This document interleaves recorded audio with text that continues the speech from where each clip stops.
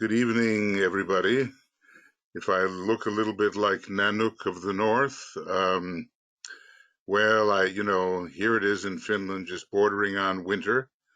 And so I kind of walk around the house multi-layered. It's a little different from multi-layered consciousness, I must say, but it will do. Now, we're going to continue with any way that we can find a way in. Oh, you see this? This is a handy little thing. It allows you to breathe hot air. I guess maybe that's better than speaking it. Can't tell for sure. Anyway, so the key for us all is to make words which maybe sound a little strange into real experience or inperience, however you want to call it. The key is to be able at will to change our consciousness. That's the key. And it doesn't always work. And when we are more advanced upon the path and live within the spiritual triad, then it will always work. As they say, if we could just live within this triangle, our consciousness would be in a permanently impersonal state.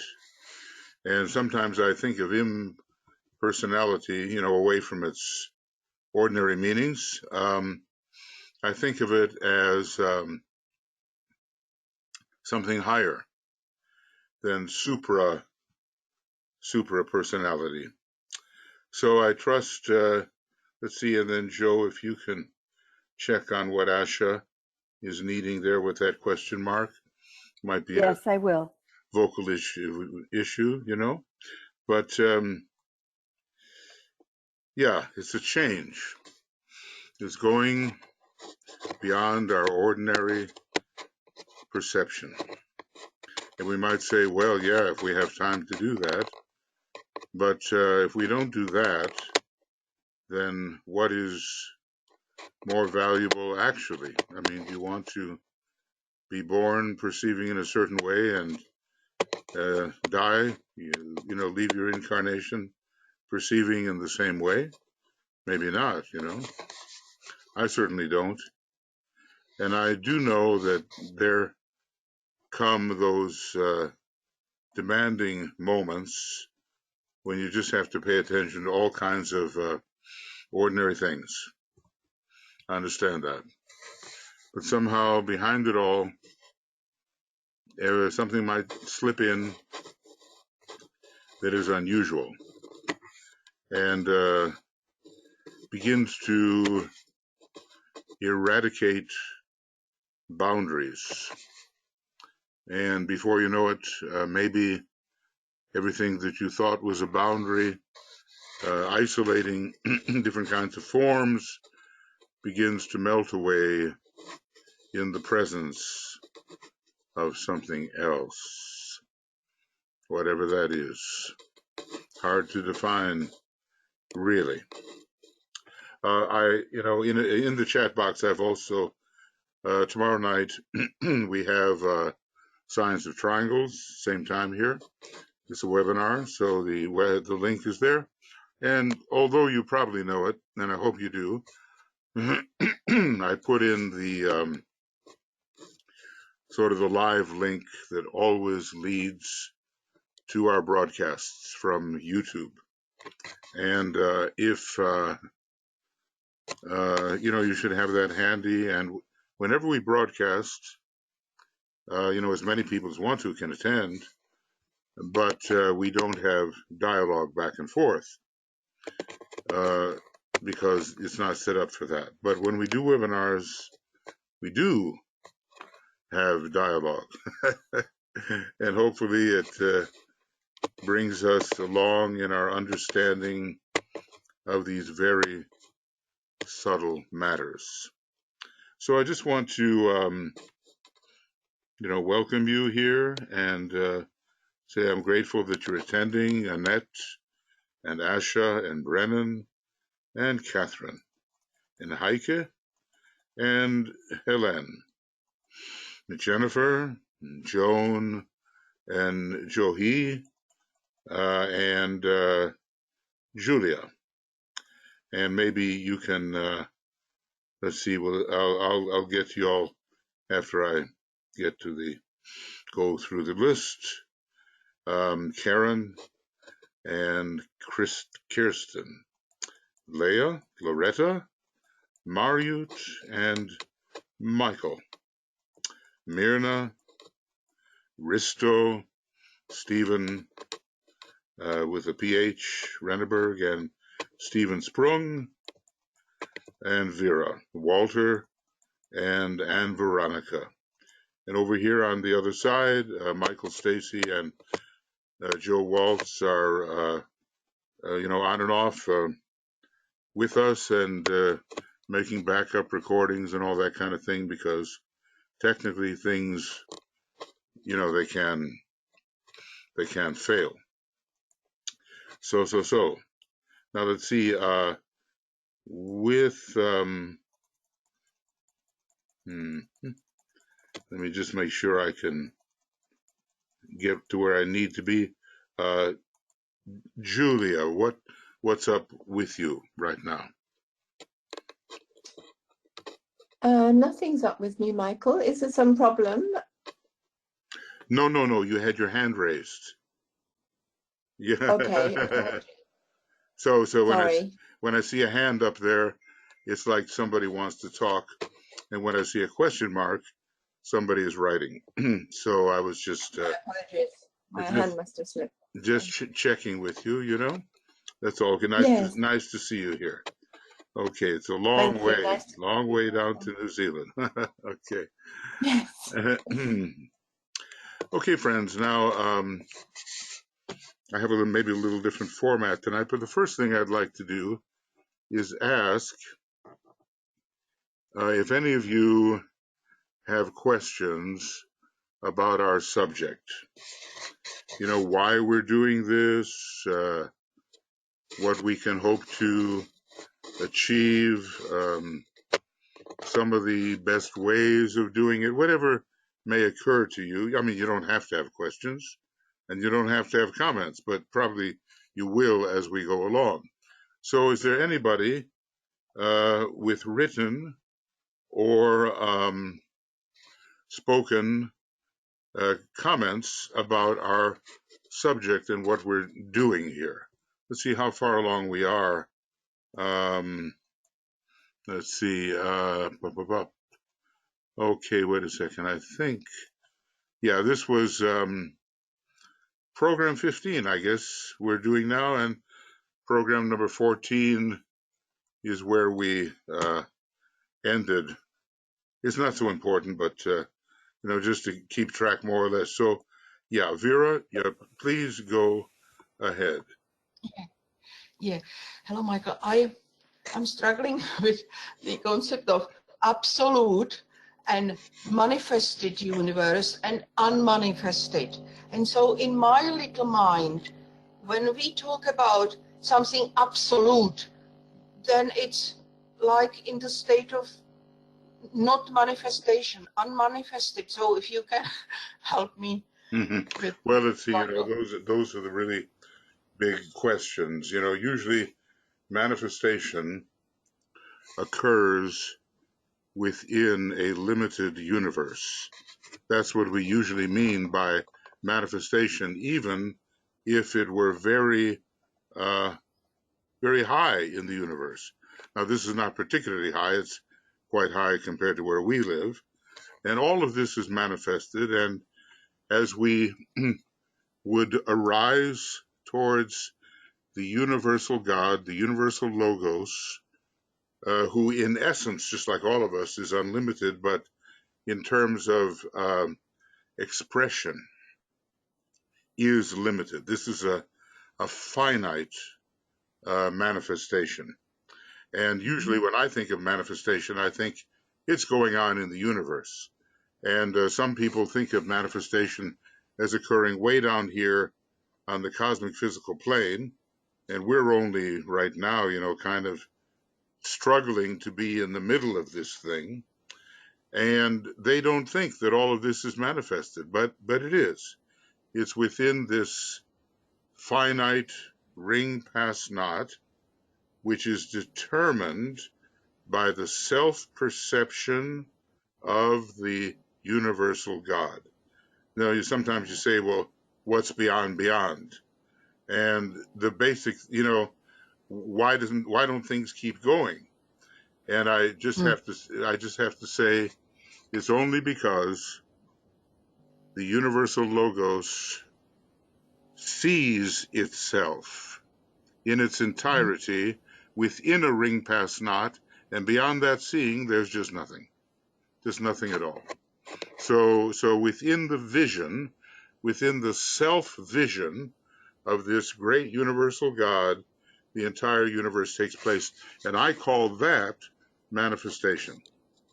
Now, if I was to rise out of that, I'll tell you what I'm going to do. I think there's some kind of, okay, that's better. I was hearing some kind of, if I was to rise out of the self-perception, which I think is a universe, into what I call a supra-universal state, I would be entering the realm of a God whose infinite nature never changes. I would be entering the realm of the absolute deity. Now, let's just say, and my view of this, when the absolute deity sees itself or self-reflects, the result of that reflection, now hold on here, is absolute infinitude, articulated infinitely. And what do I mean by articulated? Made into parts and pieces. If you just start to think about it, it'll just drive you crazy. But anyway, absolute infinity is the self-sight of the absolute deity who is outside of anything we call a universe. However, that's not, and you could say, is that manifestation? Well, in a way, it's always the same, in a way. But I say it's a kind of manifestation. It's not the kind of thing with that we try to say, okay, now we're having a universe. Let's really work it out. Let's really fulfill that archetype. Let's really have a good time having a universe. But the absoluteness is the absolutely unmanifest, because it is like pure, it's like pure potential and pure reality, and there's no divisions in it whatsoever forever. No real divisions in the absolute deity. No, in the absoluteness. The absolute deity is one step removed, because look, in a way, the absolute does not act. It can't like stick up a head and say, I see myself, because that would mean to divide itself, and no divisions are possible. No real divisions are possible in absoluteness. So that is what I really call the unmanifest. It is exactly as it is forever, and it is utterly utter. The words, what you can't do with words, utterly utter, forever. Its beingness is all things, without disturbing its absoluteness.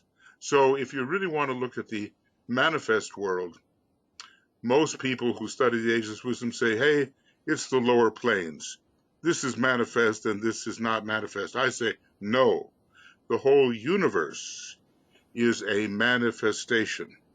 Now you climb to an intermediary point of view, and then you are in the realm of the actor, who is the absolute deity, who can see itself either as homogeneous or utterly divided up into all possibilities. And then, however we get there, comes absoluteness, which has not changed forever and never will. Now we have a lot of confusion here. I just want to see. Hold on, Vera. Yeah, Vera. It's something on your end that is causing a lot of rum-de-dum. You know, I don't know what it is. My sound bar. Yeah. Something there. Anyway, it's causing that kind of electronic sound. But anyway, so I'll keep you. You put yourself on self-mute. So is there anything else you want to ask? No, it did help with sort of the basics. Yeah, it did help. Victoria and I, we made this book a long time ago, and I've since changed my mind a little bit about things. I've added that intermediary stage, which can contain articulated absolute infinity. Now before, I always ran into the problem of here's the universe and here's the absolute. An in-between stage, I think, is needed. And because of that in-between stage of what I call the absolute deity, the nature of every universe is chosen. And I just want to say that I think, in a way, that is the only whatever of the things we are considering that has absolutely free choice regarding what the nature of the universe, of the coming universe, will be. I think there is no free choice in the absolute, because all that from the absolute just comes absolute infinity. It's always the same. Every possibility is there before you, or before the actor. God is the actor. This super God is the actor. But, now we're down here in the universe, and the universal God does not have all that much choice. It has a choice of kind of how to work things out, but the archetype that it has to achieve at the end is fixed. So however you get there, there are choices, but the archetype must be arrived at. But the choosing of the archetype outside the universe altogether is a completely free choice by the absolute deity that is in the middlemost position of the actor, above the universe and below. You can't use words like above and below, okay? You can't really, but I'm using them, okay? Gives an idea. Above the universe, above any universe, and below absoluteness. And that is the real free choice in town. That's it. Okay, so I don't know. It may be some pictures or some diagrams or stuff like that would help. And maybe I can talk to Victoria about whether we can get something like that going again. It was not easy to try to map out this stuff. Not easy at all. And obviously negative in its accuracy. It can't be completely accurate, cannot be accurate, but it can at least indicate something that we may not have thought of before. Okay, Vera, so that's that for the moment. Okay, and Nicola, thank you. You're welcome. Okay, and yeah, right. So Asher, you're back on, and okay, you can see me such as it is, such as I am. So Nicholas is asking here, to what extent is the path of emanation the same as the path of retraction? I don't know. You see, unfortunately, here it is, emanated retraction. Well, first of all, I have to say, I don't know. And the second thing I will say is that DK seems to hint that at least from a relatively low level of the universe, any universe, we go up the same way we went down. So in a way, you can make any choice you want on the way of higher evolution, WHE, but only one choice is correct for you as a monad in process of liberation. I think, you know, from the days we were teaching classes, Nicholas, I think we all end up in the Pleiades as monads of some kind, but the ending up in the Pleiades is certainly, we all get there somehow. And if we make the wrong, look, like the Buddha made the wrong choice. Now, it's almost impossible to believe, but here the planetary logos made the wrong choice and basically was prematurely compassionate. This is something we've talked about before, allowing a certain unconscious form of life to have too much scope too soon, which basically contributed to the madness or disorganization that we consider in relation to the moon. And then the Buddha came along and he was too compassionate and wanted to stay with humanity. As a matter of fact, what it seems to tell us, and you know, at first we can't believe it, says right now intelligence is the way the Black Lodge opposes the love that is intended in our local cosmo system. But in the next solar system, it's going to be the use of love by the Black Lodge, which prevents the clear and free and pure use of the will. So we can already get a foretaste of what this premature compassion may be. Now, it goes back to a kind of an aggressive little dictum, which we can agree with or not agree with, and it goes back to the days when teachers were rapping their students' knuckles if they did the wrong thing. The old thing is, spare the rod, spoil the child. Well, is it true? Is it not true? Is it brutal? What is it? But the idea is, if you just let anything go and you just are too kind to the form, you're not really being kind to the inner life, which has to express over the form. So mistakes can be made along that path of emanative retraction. I think it's a good term, you know. Mistakes can be made, of course, in absolute infinity. Those mistakes are already, in a way, materialized. Every possible choice, right or wrong, is already, I don't know even how to say it, but it exists in the absolute deity. But people will get back on track, is what happens, and the final purpose of things will be achieved in terms of achieving the archetype. So lots of choices are made from a free point of view, you know, at least an ignorant point of view. You have that much freedom. You know, ignorance is a type of freedom, and eventually we get back on track. So I begin by saying I don't know the answer to your question, but I do think that what DK hints at is that the path of emanative return, he doesn't use the word emanative, but the path of return should be the same as the path of outgoing.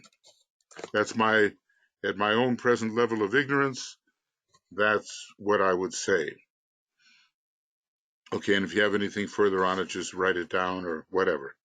So the universe is not automatic, but manual. Wait a second, I'm trying to think of the shift here in the universe that will appear. An infinite number of, how do you get an infinite number? An infinitude of universes could appear, just as long as they are finite.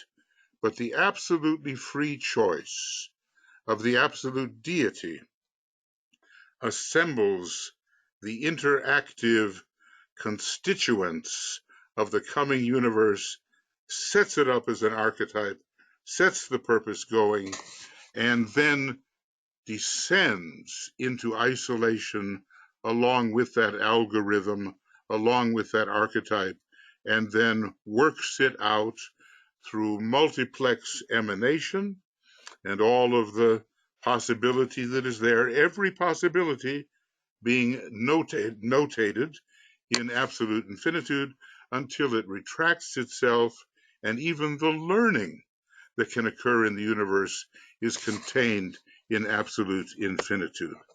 So let's just say the great God above the universe makes a free choice. And when we say automatic, mechanical, something like that, at the moment I don't see that as occurring. So, some of you who are choosing to write, they say, if you want to, how do they say, for exactitude of thought, you should write. They sometimes say, now, some people are so good at speaking that they are able to bring out exactitude in speech, but it's usually not as exact. So Asha, here is another question here. I'm trying to understand how love from the Black Lodge would be a detriment to will. Well, because it would be with an emphasis upon the form aspect.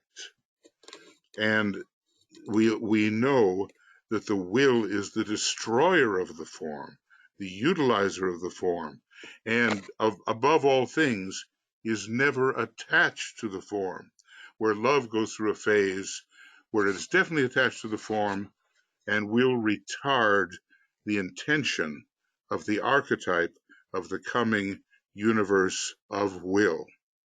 Now look, we're talking, if one of my calculations is correct, oh boy, I can't even calculate. We're talking about trillions of years ahead. We're talking about maybe, and I'm just going to make a wild and stupid guess here, 450 trillion Earth years from now, when this next solar system will appear, and we don't even know. Is it part of is it after the next pralaya, or is it still within the present universe that we have? It's a long time, as we understand Earth years. Now, we understand love as something that liberates us from all kinds of involvement with what hate and repulse produces. But there is the desire aspect of love, which is an attachment. And as we know, in a will solar system, such as maybe will be coming, the 6th solar system or the 3rd major solar system, any attachment will ultimately prevent the reaching towards and the freedom of the purposeful archetype that guides the entire solar system. So I'm just, obviously, we're all struggling with whatever words we can come up with, which kind of stimulate a realization beyond the ordinary, and that's all I can say about it.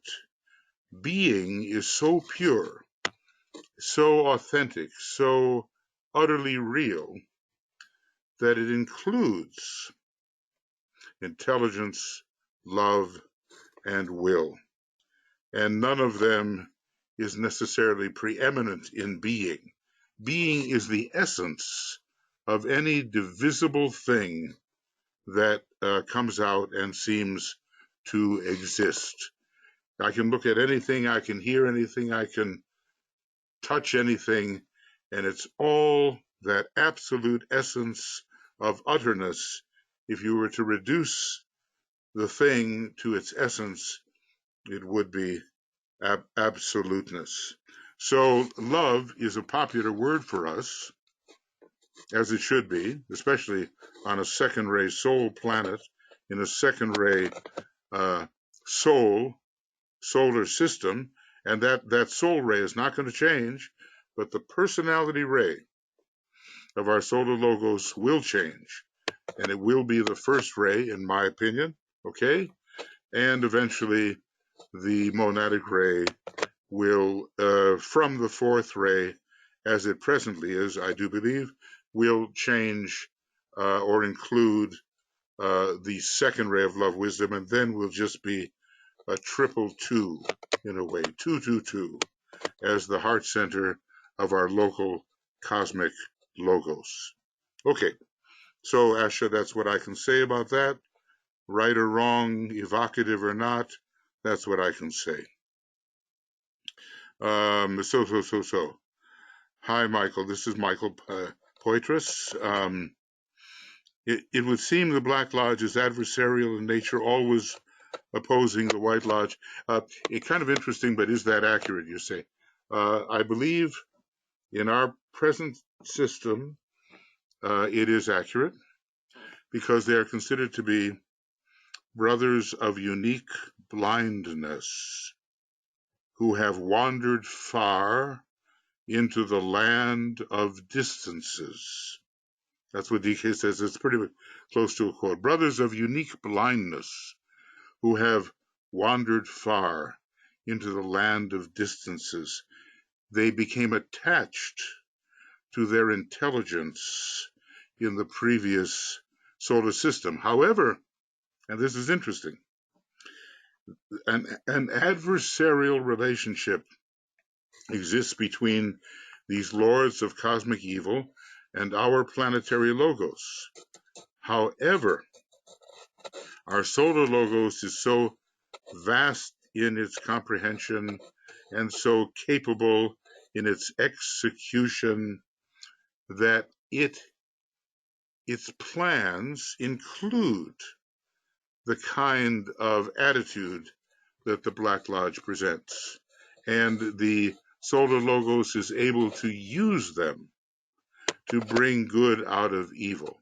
Now that's different from what the planetary logos, who is less capable, can do. It's just a war with the planetary logos, and one day when that planetary logos is probably a solar logos, it may be able to do what our present solar logos can do. These lords love the intelligence, and says DK, they have developed concrete mind to a point which is unbelievable in terms of our understanding and capacity, and their initiations, which can take them quite high, are along a certain Davic line. And, he doesn't say too much about it, because at one other point, he says the Black Lodge, speculation anent which is both fruitless and dangerous. You know what I mean? You can open the door and the next thing you know, you're on the beam of some ill-meaning entity. It doesn't even have to be a black master. It can be someone that's going along that path, someone who is your almost equal, or maybe you're equal on the left-hand path. So we have to be careful how much attention we give to the Black Lodge or the Lords of Form. After all, says the Tibetan, they are brothers. In my opinion, Michael, is that if there's going to be a universal pralaya, nothing is left out of a universal pralaya, including the bad guys. So some kind of reformation or return to the proper path will long await these ignorant ones who love their personality so much that they refuse what the higher, still higher powers offer as the next step. They don't want love because they feel that love will compromise their power. It's a huge mistake, but that's what it is. Now, how long will they keep going? I mean, who knows? You know, there's a certain point at which, as far as our planet is concerned, there will be none of those types left. The only ones after the last judgment on our planet will be those who are on the spiritual path. That's the only they remain, and whatever else the Black Lodge is doing, there will be failures, and they will probably end up on Mars somewhere for re-education, you know. They go to different inner planets, and I think it lasts to Mars. The goats stay on our planet, and the sheep, Aries, whatever, go to Mars eventually, I think. But none of the Black Lodge types will be there. Now, I'm just hoping, I have no idea why my screen suddenly did that. Anyway, I'm back to normal. So that is it accurate? I believe it's accurate to the extent that I was able to portray. They oppose the White Lodge on Earth, and they are in the plans of the highly astute solar logos. Okay, now, Raz, would you say that the bad guys only exist in duality? If all is one, then is not black and white in existence to unfold, the evolution of a universe? Let's see if I do understand what you're saying. Look, they're not particularly interested in unity. As a matter of fact, the distinction that they hope for is to be preeminent and outstanding in their isolation. They are largely on the first ray and the fifth ray, with some third ray monadic activity. But the two energies which rule the Black Lodge are the first ray and the fifth ray together. And remember, I may have told you that when you look at the psychopathology of human beings on the different rays, the first and fifth offer a very specific psychopathology and render the individual untouchable. So utterly isolated. I've seen that. Actually, I've seen some horrible things, and I saw a guy. He was a Norwegian satanic metal guy. You know, you don't ever want to listen to that stuff that they do. But he demonstrated this. Someone asked him a question. He had complete scorn for the one who asked the question, and he remained for 5 minutes in silence until they just turned it off, in utter contempt and isolation from all else, and the person particularly who had asked this to him apparently stupid question. So they are isolated, and instead of achieving isolated unity the way a fifth degree initiate would, rather they achieve real isolation. It's almost like Dante in the Inferno the devil or Satan is upside down in the frigid region of hell, something like that. So these characters know, in a way, nothing yet about the state of consciousness that we call unity. And of course, their sense of duality, of multiplicity, is just about unbreakable. But they will have it broken before they can be absorbed into the universal pralaya, because who are they anyway? They're not different from what we are. They're exactly what we are. So in a way, we participate in that. There's nothing we don't participate in. The higher you go on what Nicholas there called emanative retraction, the more you participate in the experiences of the many emanations, until at the very top of it all, you participate in all emanations. And that must be a very interesting state.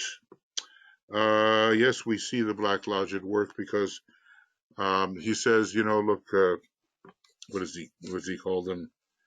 Lords of something, you know, it's lust, it's hate, it's cruelty. It's I always get the two mixed up, probably because I don't want to have too much to do with it, you know. But I can show you where it is, what he calls them.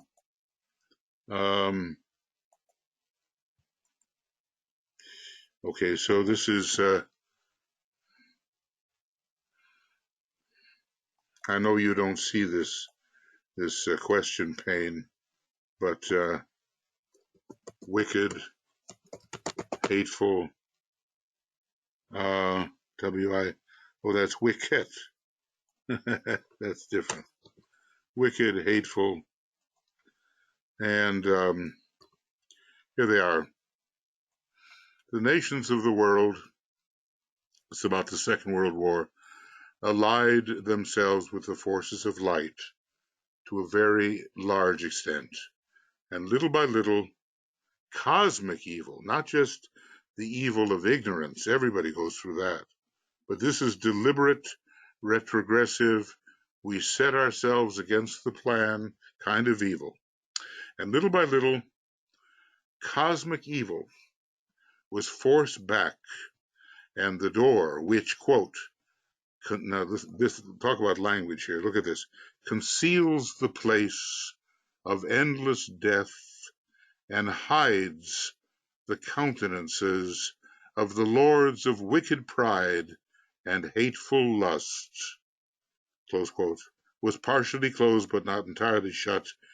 Its final closing and sealing is not yet accomplished. So they're trying again, and you know, I don't think that there can be the same kind of naivete about them as there was in the Second World War.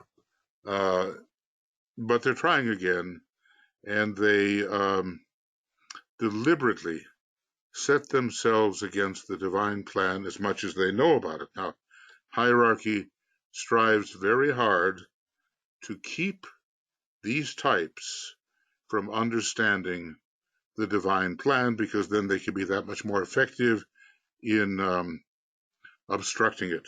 And they're also called the forces of obstruction. They want to block the good. Why? To maintain their own power, okay, which they like quite a bit. Now, before we say, oh, they're really bad, you know, we have to remember that the essence of their identity, as far as the universe is concerned, is the universal logos, which means it's us. That somehow we share identity with every emanation in this universe and every other. So, you know, it kind of gives you a taste of humility, that sense of proportion, adjusted sense of right proportion.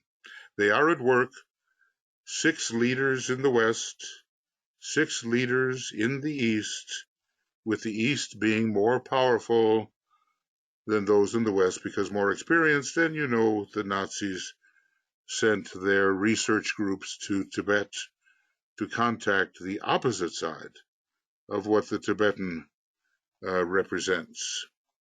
So that evil does exist, but don't forget that those who are working for the reappearance of the Christ are quote unquote marked out for protection.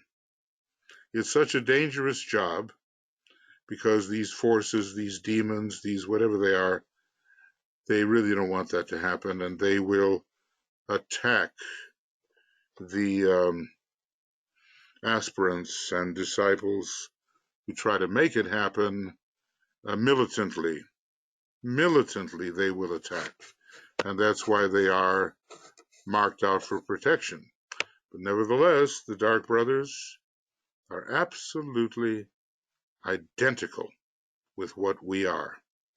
And that's where the humility comes into it. As you begin to shed your rings pass not, you begin to realize, wait a second, I'm participating in the identity of millions, of billions, of trillions, including their identity too. So are they at work in relation to the earth right now? Yeah, it seems to me they're trying again a last-ditch fight for materialism. Okay, now let's see. So letters on occult meditation, Walter.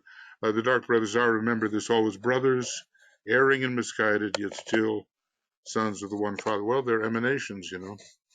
They are the one Father. Ultimately, in a universe, is the universal logos, and every emanation is a son, daughter, you know, but the son more or less like a being, yeah. But nevertheless, DK really criticized. He said, look, some of you are trying to send love to the representatives of the Black Lodge. Just stop it, he says, okay? First of all, they're much more powerful than you are. You'll be overcome.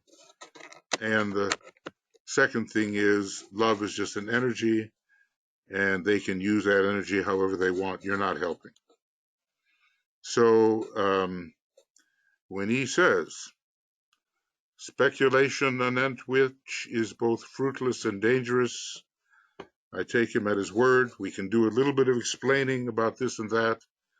But, you know, some people are just, Aleister Crowley, you know, he loved to invoke or summon demons, and he considers a great achievement when he was able to summon a demon using lower magic and all the rest of it.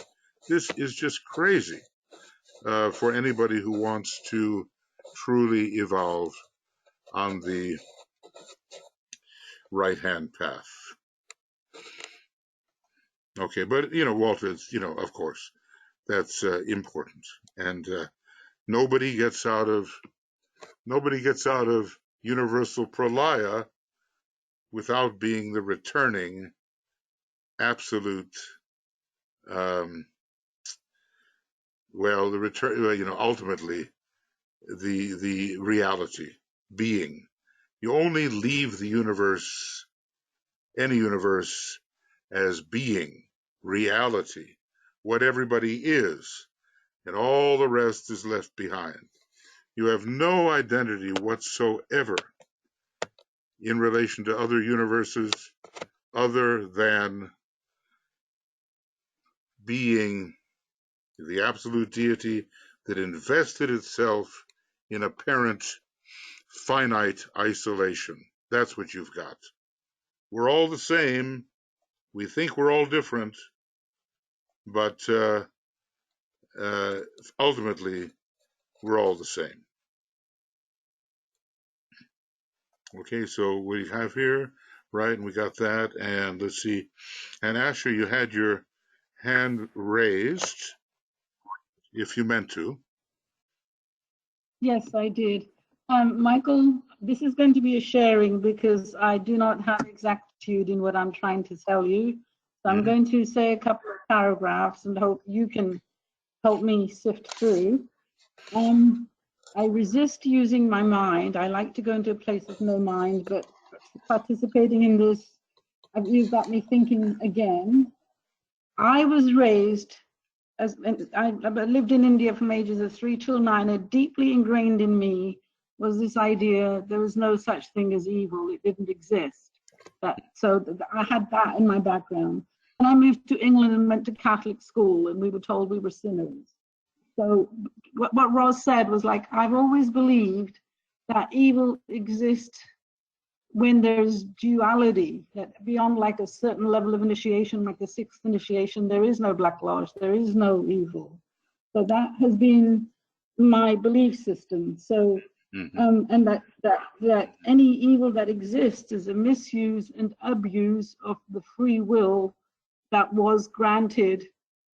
Not one electron of life ever created by God was anything less than perfection, is my overriding belief, and that whatever happens in paradise, whatever is through the misuse and abuse of free will. That's what I've always believed. And so there's a lot to what you say. There's a lot to what you say, for sure. And so, on certain levels of the universe, talk about the Black Lodge, I resist it, and I'm willing to break those resistances down. And I'm kind of honestly a little spooked out when you said that, don't send love to the Black Lodge because they're a lot stronger, you know. And I'm like, I can understand that on an intellectual level, but there's still this overriding thing that love is all there is, to quote the song.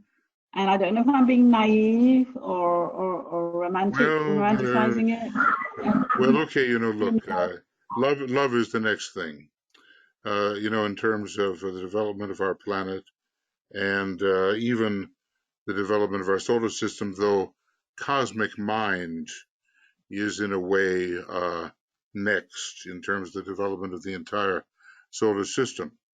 So, below a certain point in the universe, probably this kind of blindness that the Black Lodge has subjected itself to will not exist.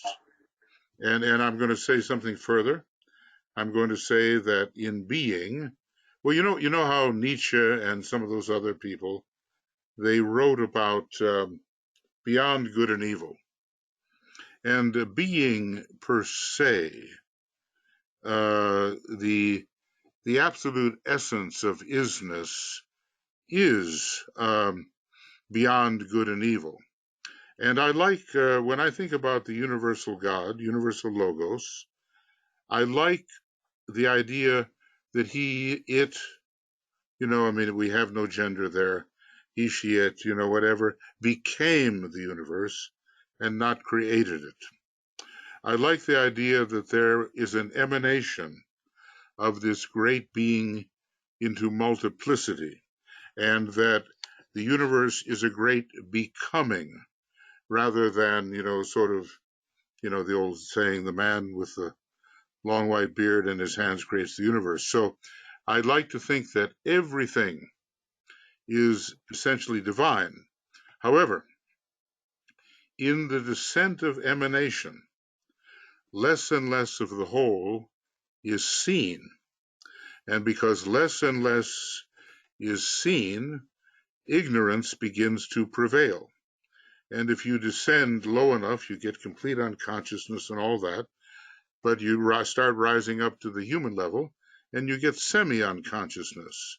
You get the sense of ego in the lower E, and people begin to identify as the ego due to ignorance, and then evil is created. So in Buddhism, basically, evil and ignorance are considered identical.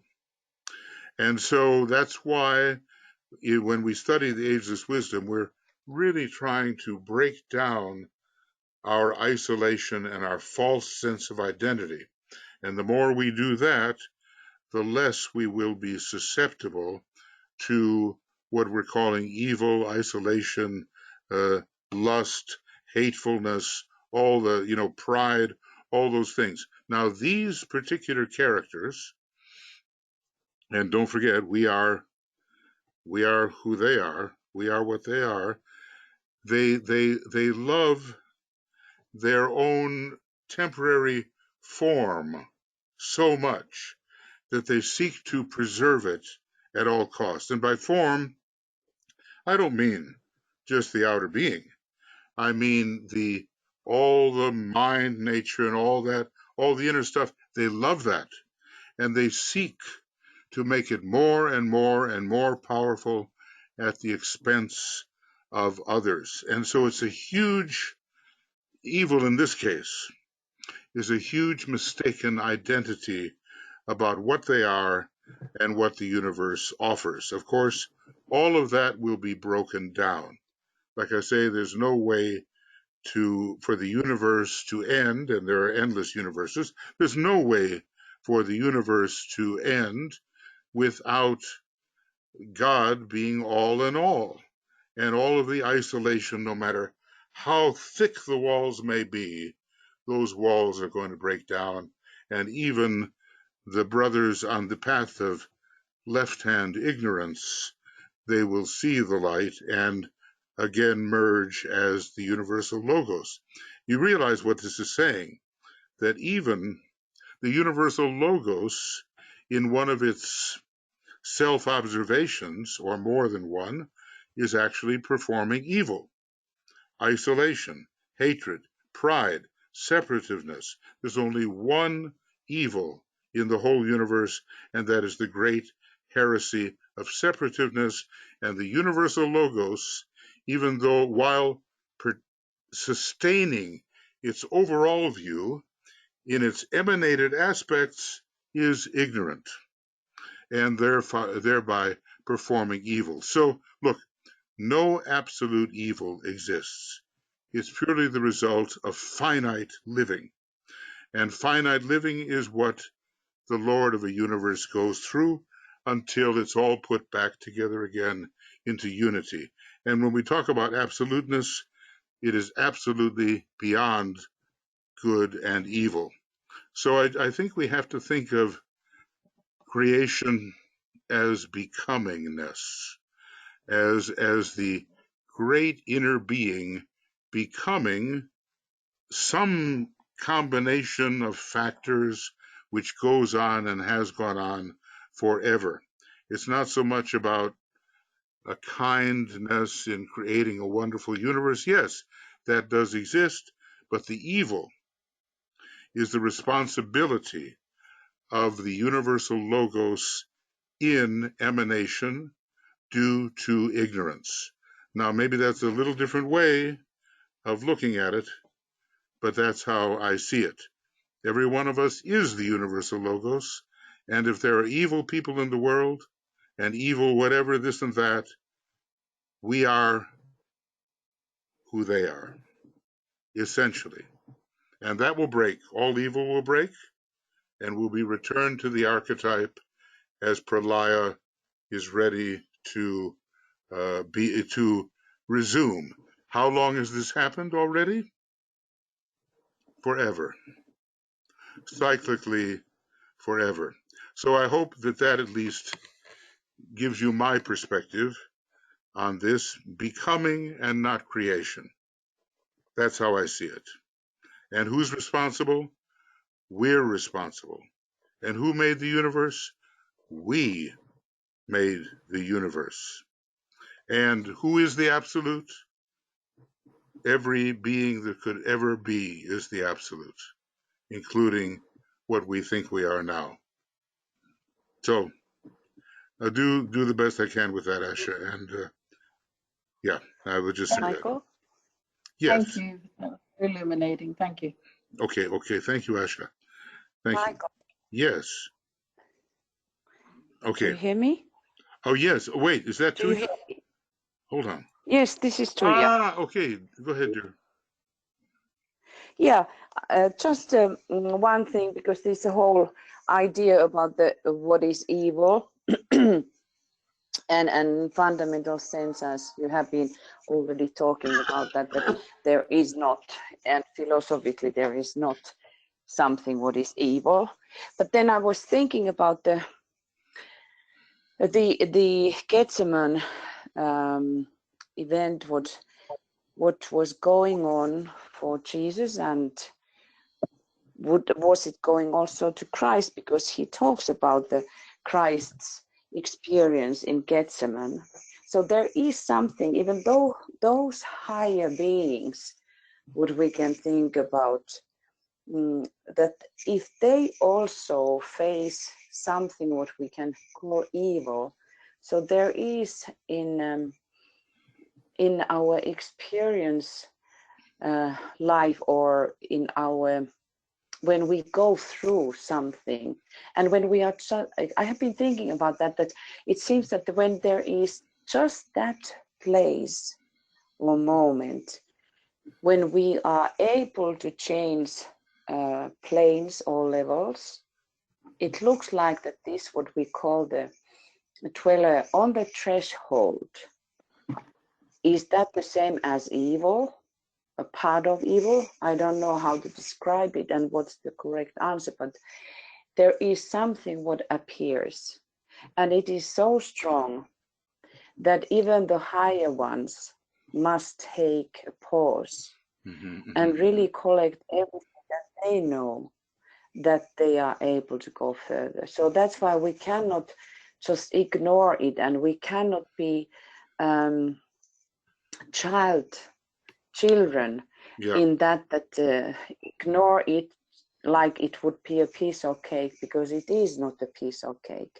And when masters are telling that they are fighting with the devils behind their back, so there is that something what must be very carefully thought through or prepared, the way that if there is any pride within us, we cannot go by. Exactly. Look at these permutations. You see, this means about the creation of a universe, basically, that it's telling you that ignorance, which we normally call life, is a vile veil. You know, while we're in the universe, duality, multiplicity, the ignorance that works against the purpose of the whole universe is a very real thing. And of course, in terms of Earth years, we're dealing with trillions of years of possibly, going astray. And there's no reason why we should have to have such a very terrible experience when esotericism and the ageless wisdom will offer us the way through. So we have Michael, right there also lie. LIE?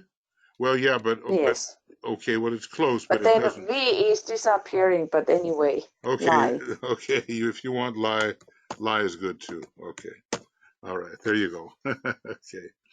Anyway, this shows you that the universe itself is an illusion. It's a necessary illusion, that God, the absolute deity, in order to be absolute, has to be finite as well as absolute. And so the universe is an experiment ongoingly with being finite, okay? And we are really infinite beings having a finite experience. That's actually what's going on with us. We are, every one of us, if we could sit down with ourselves, or what appears to be ourselves, and realize the nature of our infinitude, and that we are having a finite experience forever, cyclically, it might change our attitude about what life really is. But I'm agreeing with you 100%. In order to make this universe work out the way it should and must, eventually, we have to take the counterforce in duality, very seriously. And we have to do everything we can to oppose in the most intelligent, loving, and willful way the counterforce. It may be nothing in the last analysis, but while we're having the finite experience of a universe, we have to deal with it. So, some people have said here, and it is a quote from the Tibetan, something about evil being the good that should have been outlived. And here's Nicholas saying that, and I think Joe said, evil is the good that should have been left behind. Yes, and I think Joe said that as well, somewhere here, if I'm seeing it correctly. I'm not seeing you right here, Joe, but I know you wrote that out somewhere. The good that should have been left behind, or the good that should have been outlived. Look, we get attached, and in the next universe, very much so. Or should we say next solar system, allow me to be correct. The next solar system, we will learn that our attachments keep us attached to that which is ignorant and therefore evil. And there is one type of evil which is natural, and it's just, you plunge down into conscription, into a narrow space, and even as you rise, it's narrow, it's ignorant, you don't do the right thing, it's apparently against what's supposed to be done, but that's a natural form of evil. The kind of evil we're talking about now is cosmic evil, and it's manifested, and I don't know how far up it goes, it can go up a long way. It's manifested by those who, in a way, know better, but they deliberately refuse the absorption of the next great aspect of divinity that we call love, because they are afraid it will weaken them from all of the things they have built up around the power of intelligence. And that's why from the previous solar system, that's where those types come from, particularly. They're crazy about intelligence, and they just don't want the love to weaken them as they see it might. And, who knows what it's going to be for the next solar system, like DK says, it's the second aspect of divinity which will demonstrate in that kind of attachment which prevents, which operates as the Black Lodge.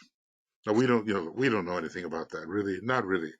We just get a hint from the Tibetan about how it could be. So a number of you have looked at the same thing. Says Stephen here, evil may be considered the good we have left behind, or should have left behind. Should have left behind. It was good given our stage of development. But if we keep on riding the same horse, that horse is going to die. It's just not. I'm reminded of some awful thing. Let me tell you about it. A woman's husband died, and she kept him lying in the bed next to her for 1 whole month, dead. He didn't look so good by the time the month had passed. But let's just say she didn't move on. So if you're clinging to a corpse, you're in trouble. And that's what people are saying here, the good that should have been outlived. It arises because of the factor of time, okay?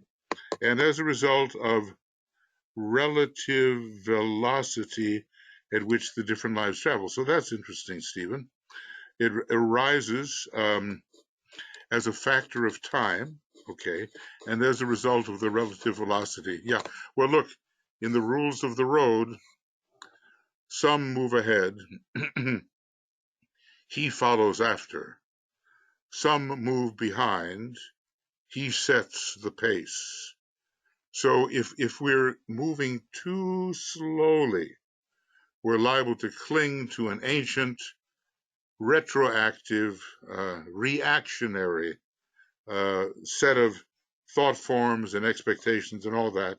And before you know it, we will be operating against the real trend of progress. So I think it's interesting what you have said, and it fits with the rules of the road. So both you and Nicholas basically are saying the same thing, and I think Joe said that too. I just can't find it. Maybe somewhere here in the chat, Joe, perhaps, I'm not sure. Or are the questions? Okay, wait a second. Joe, okay, so Heike is saying something here. Right, okay, I can read it. Ra's evil is live, yeah, and that's what I'm saying. All of these, the permutations of all of them are, in a sense, the same. Every letter in these 4 words is the same letter, just differently arranged. And it's a story about finiteness arising. And why finiteness arises as a universe, I have my own interpretation about this. In order to be truly infinite, you have to be finite too. That simplifies the whole thing as far as I'm concerned. But yeah, evil and live are the same, meaning to live in a finite condition, which casts a veil over reality, and that veil is repulsive, it's vile. So, interesting, I would say. Now, Heike, ignorance does not mean the essence is not love. That is true. And when we say essence, okay, the true essence of anything is being. And love is an aspect of that. And at certain times of evolution, the divine aspect, which is most prominent and most essential to the development of a certain level of human being, is love, just the way it is now. So, when the essence is love, but the consciousness is only realizing intelligence's power, the love is distorted into egoistic will, okay, good, and use of intelligent power of the self, okay, and it is used or found on a mental plane. Yes, they on the mental plane and with mental will, and in some cases, this Black Lodge reaches into the causal body, and a few of these black masters are able to operate in the causal body, but only as far as the level of intelligence goes. I believe that is correct. They're certainly not into sacrificial will, not at all. And your third tier of petals, here is what, let's see here. Let me get this down here. This is what Tuya has drawn for us. Okay, your third tier of petals is sacrificial will. They never get that far. If they get into the love aspect, it's the love of form. The knowledge aspect is allowed to some, but very few climb into the causal body. They are taking a line of evolution which is along the line of Mahat. And it just means like pure mind. And they travel along a certain Davic line. They travel along a certain Davic line, and they reach heights that we cannot fathom, but along a certain line, which is not the way evolution in our solar system is meant to go. Now, as far as how they operate, if they operate in other solar systems, we have absolutely no idea, nor do we know how high they can focus. It's enough to know that there is a counterforce. It is selfish. It is personal. It is quite blind. It misinterprets identity all the time.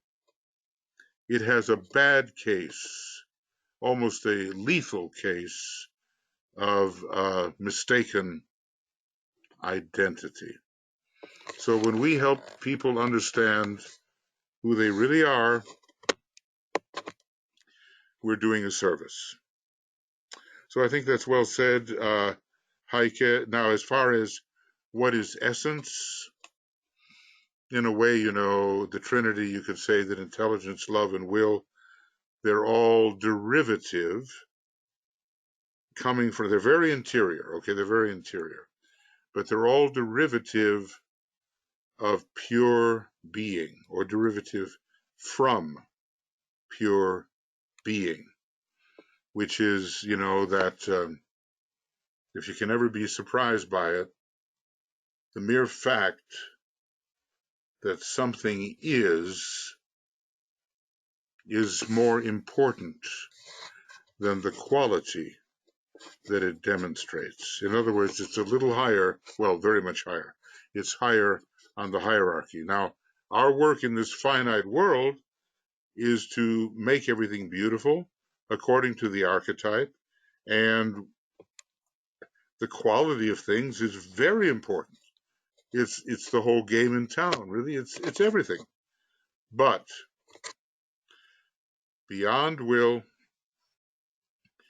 beyond love, beyond intelligence is pure isness, pure being, pure being. Now, if we can ever get a sense of what that is, you know, now when some people say, well, I don't like to use the mind. Okay, the mind is like Moses. It says the promised land is over there, but I can't go there. Moses never did go to the promised land. So that probably saved him quite a bit of karma.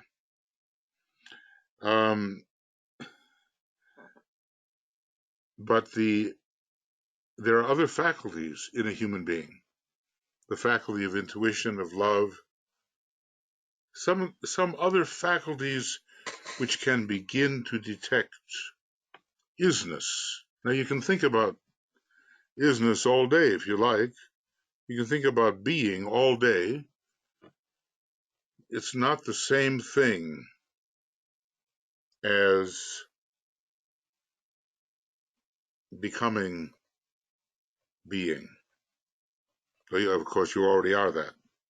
But becoming being in a way that is conscious, that's another step. Now, we're going to do a little bit of that in just a minute. I never get too far in all the things that I have planned here, but okay. But anyway, for us, Heike, a very essential quality at this time on this planet with its second ray soul is love. And in this solar system with its second ray soul, it is love. But there are essences which are still more refined than love. See, love somehow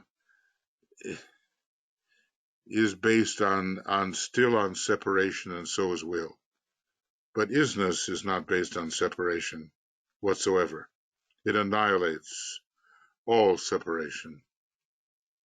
So love is a very good thing to have, and we're trying to develop that, and part of our nature is love, and that's what has to come out now, where we are in our development.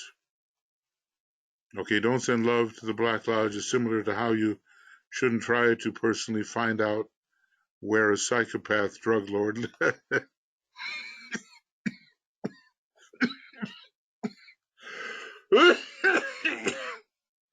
I'm sorry. If I think something is too funny, I better get a drink of water fast. Okay. So you don't want to say, hey, show me the way to your nearest psychopath drug lord so you can go and give them a hug. Okay. That's just not going to work, and you will get hurt. Instead, align your love with the hierarchy who is actually dealing actually dealing with the problem. Yeah, look, it always struck me. I'm a big Agni Yoga fan, and there was a time when I worked at the Lucis Trust, their arcane school, for 5 or 6 years, and I used to have to go 2 hours each way, 4 hours of commuting every day. And I read in an Agni Yoga book one day, and maybe I've told you this one, but Master Mori is writing, he says, "You trouble yourself about a few minor demons when the daggers of Satan are aimed at our backs." So, it put things in proportion. For me, up there in Shambhala, they're really fighting evil, and we're troubling ourselves over a few of the lesser bad guys. Well, it's probably all we can handle. But they really have a task in Shambhala. So anyway, you're going on here, Walter. Align with love, with the hierarchy, who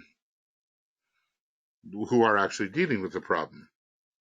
That's analogous to supporting local law enforcement who can deal with the problem of psychos and drug lords in an effective manner. And it's also similar to the philosophy of esoteric healing, in which you focus on your soul.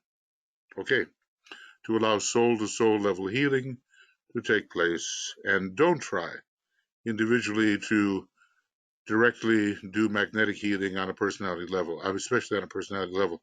There comes a time when you might be able to be skillful enough to do this, and oftentimes in the group healing process you can. But in the beginning, see, it all comes down to this. Don't overestimate yourself. Your little self down here. Have a clear idea of who you are and what are your limitations, because here you have limitations. It may be so that in the essence of things, you have no limitations whatsoever. Being an absolute, infinite, whatever being. Finally you are that. But we've got to be realistic. Right down here, we have our limitations. And if you aren't an expert in diving, you don't, dive 50 feet and try to do a triple flip, because, you can almost see what will happen. So study practically the range of your possibilities. And so that's very good, Walter. Appreciate appreciate the advice. And really, some of these characters on the inside, they're a lot worse than these drug lords. They really want to kind of capture your soul and put it in the bottle, and that's it. That's it for you for a while. So, of course, there's an interesting thing, because they're almost cut off from their soul, and they will lose their solar angel before long. But if you ask for blessings upon them, it can confound them.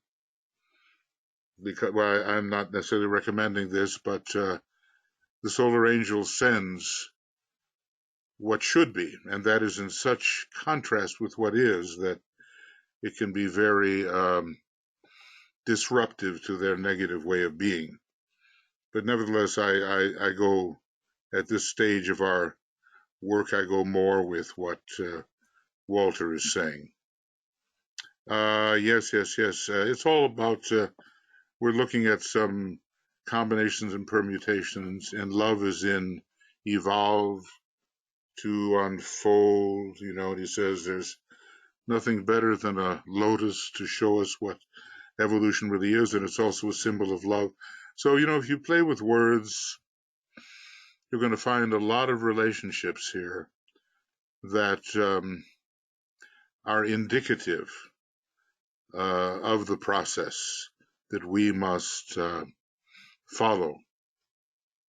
We're even going to look in here and find that we can make, we can find Eve in here, you know, as an Adam and Eve, and then there, you know, was Isis, and then there was Mary. I mean, we can find many things, and if we were an expert in some of these ancient languages, we would find even more.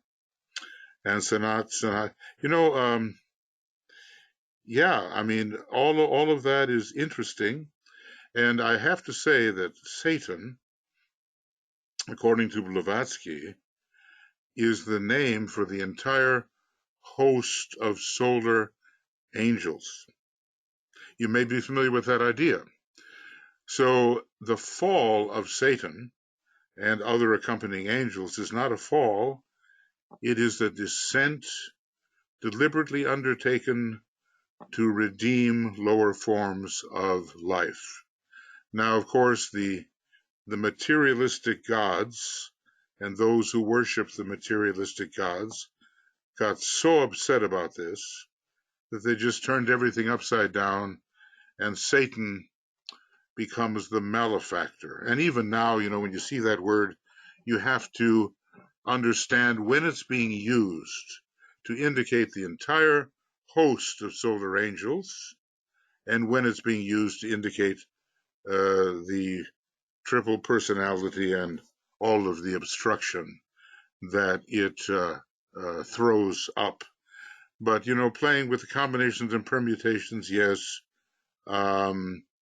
it can indeed be revelatory.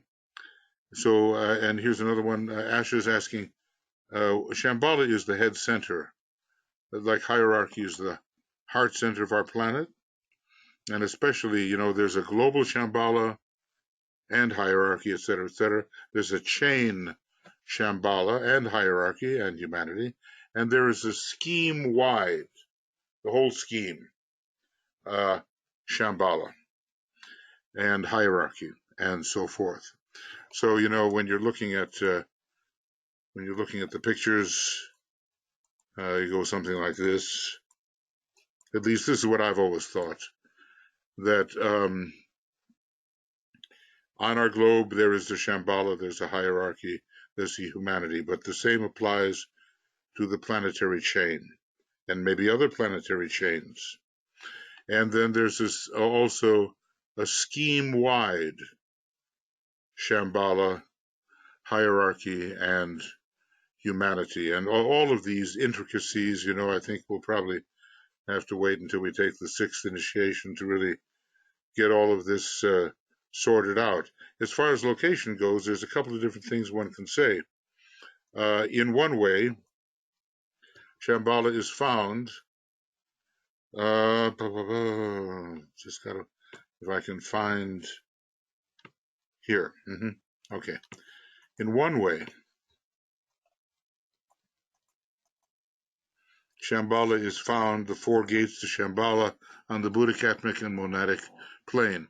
The council chamber, in other words, in the cosmic ethers. The council chamber of Shambhala, where Sanat Kumara resides, and where both the Buddha and the Christ are allowed to take up position, is the logoic plane, the sea of fire. And they have somehow the Buddha has preserved his triadal vehicle. I don't know how he did it, and I don't think any of us know, but for the use of the Christ when the Christ returns. So the Christ will augment the power of his own triadal vehicle with that which is in the Buddha's triadal vehicle. But the top 2 levels of Shambhala are the monadic and logoic plane. Now, some people say, well, on the etheric plane below, down here, there's something called the White Island in the Gobi Desert. And we don't know, you know, probably, you know, on one of these etheric levels, 1, 2, 3, or 4, that White Island exists as a projection of the cosmic etheric Shambhala. So there is a holy place here, which has an etheric intensity of light, which is shambolic, and sometimes people go looking for Shambhala, and naturally they look either physically or etherically. But the real Shambhala is on these levels of the cosmic etheric plane. It's everywhere on the planet. Up here, you're in a case of non-local space. Everywhere on our globe, and on all the other globes, and everywhere in our chain, and ultimately everywhere that is cosmic etheric in our chain, in our, excuse me, planetary scheme, everywhere in our planetary scheme.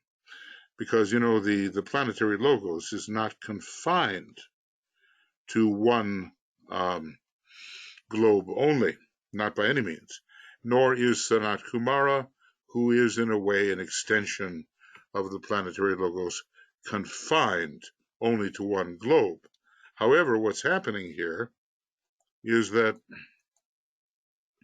from the Venus chain down to the Venus globe of the Earth chain, and then down here to our Earth, an aspect of Sanat Kumara has been projected. And so Sanat Kumara is a special incarnation of the planetary logos, who is the logos of all of this, in order to work out certain desirable effects on our particular globe. Can you and I enter Shambhala? No. Can we begin to be aware of what is required when we follow the divine will? Yes.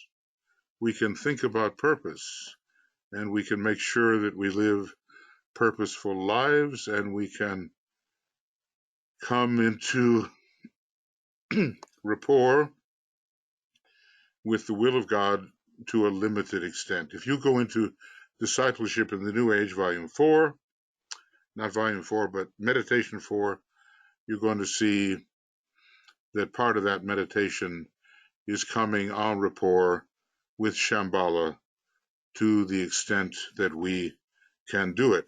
And the same thing, you say, well, where is hierarchy? It's everywhere, you know, everywhere on the planet in a non-local condition.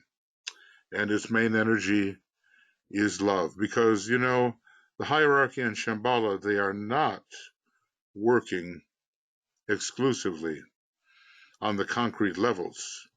As a matter of fact, they mostly work on non-concrete levels. They may, you know, there are masters that work down here, but they've moved to the Buddhic plane pretty much.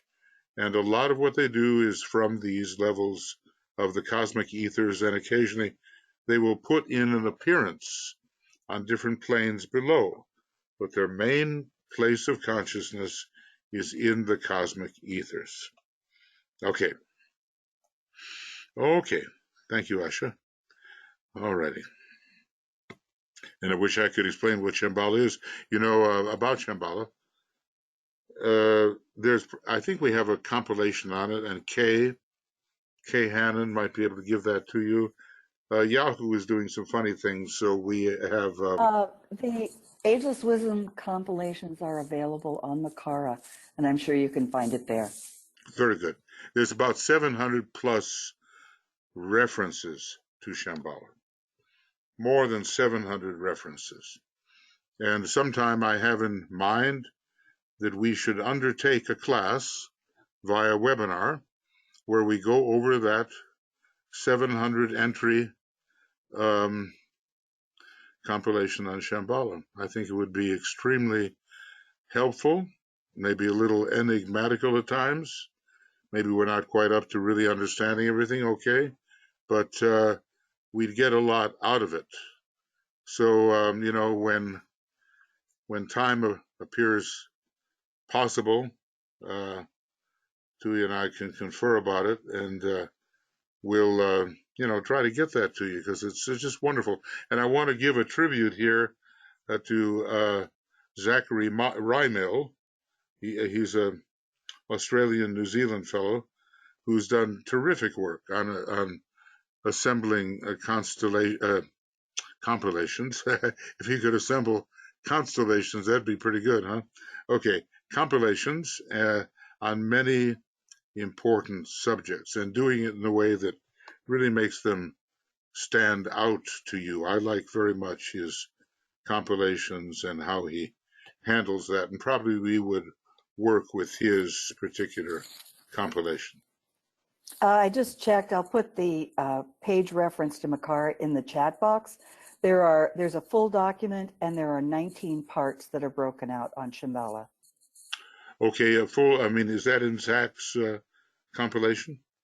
These are the all of the Yahoo Ageless Wisdom compilations, so it's in addition to Zach's.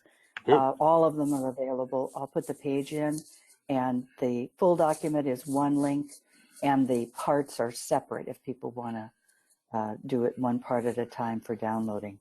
Okay, so basically what we're saying is that on www.makara,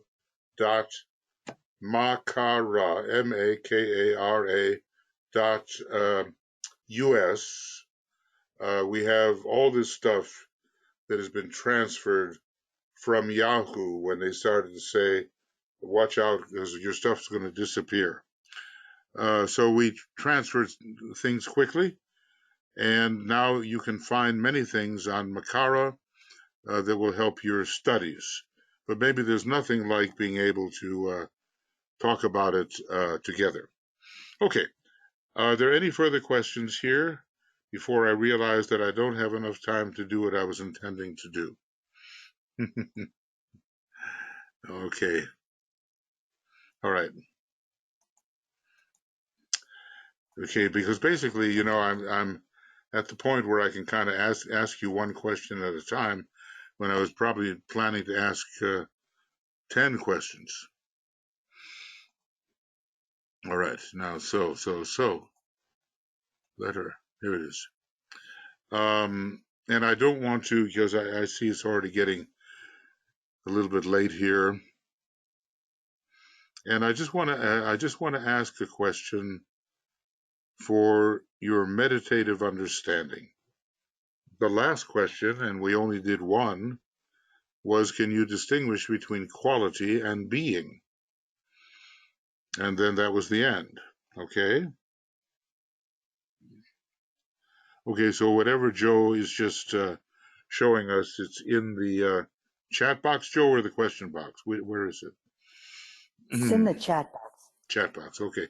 So make sure you go into the chat box and cut and paste the stuff that's in there, and then you can decide how you want to use it later, okay? So,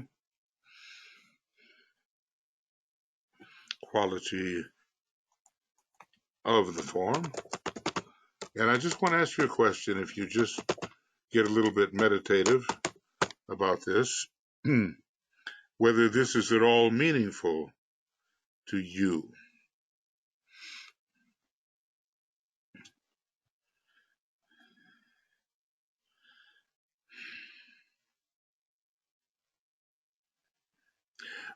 So the question is this: can we, given what we kind of know and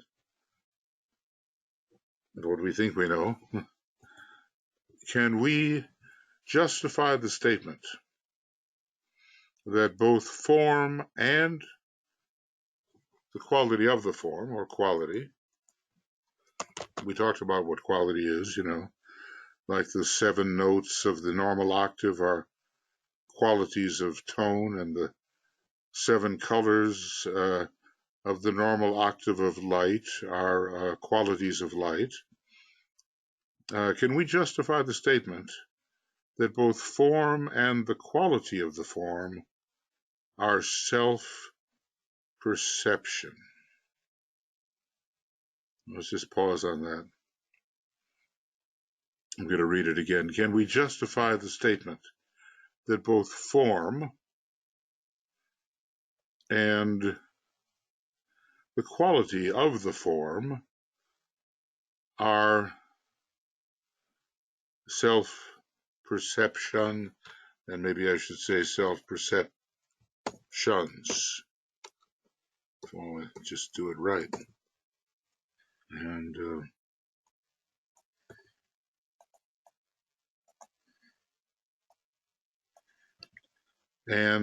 further, that the existence of anything less than, well,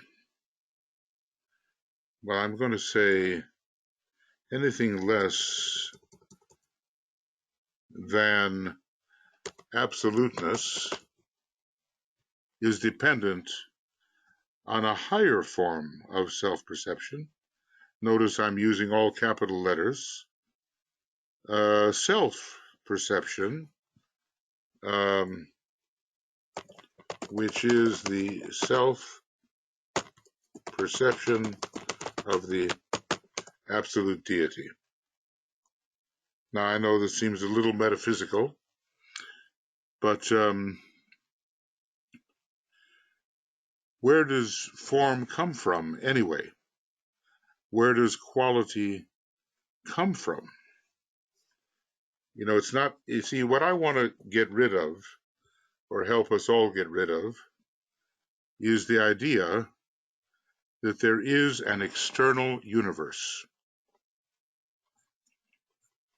Now, of course, as we study things around ourselves and study the universe, it all seems I'm here and I've got my telescope and something's out there. There's always spaces between things. So some things are internal. I'm the internal point. But if I study something else, it's external to me. And even though I think I am this internal something, if you study me, I look like an external and not like an internal. Until there comes that point in time or that moment or whatever, because in a way, moments, you have to question, do moments really exist anyway? But let's just use the normal language. There comes the point when the otherness of externality disappears. I'm going to put that down, because I know these are, the big word department here, but the otherness of externality disappears. And all there is sameness. Saneness. Yeah, that'd be good. Okay, so now think about this for a moment. There are things that are apparently out there. But in the Yoga Sutras, it tells you that there comes a time when the whole universe appears to be taking place inside you, not outside you, inside, outside. The whole universe appears to be taking place inside you, which is, I've been using the word infuception instead of perception. Infuception, which is so inclusive that it takes everything that appears to be other and different and out there, and it puts it all inside you.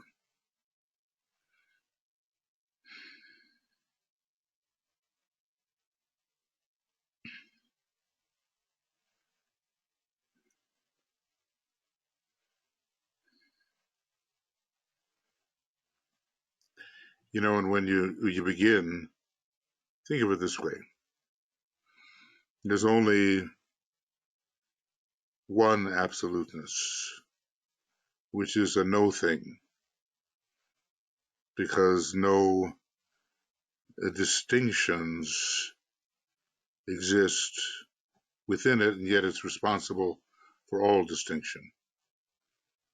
No separation exists within it, and yet when it descends or appears to descend into the realm of illusion, even very high illusion, differences begin to appear. Okay? So in a way, let's just say there's, with some of these philosophers, we'll say there's one substance. Substance is not like matter. Substance is the substanding one, beneath all apparent divisions. Only one substance. In that way, the highest substance there can be is absoluteness. The next substance is the absolute deity who can act upon itself. But what else is there?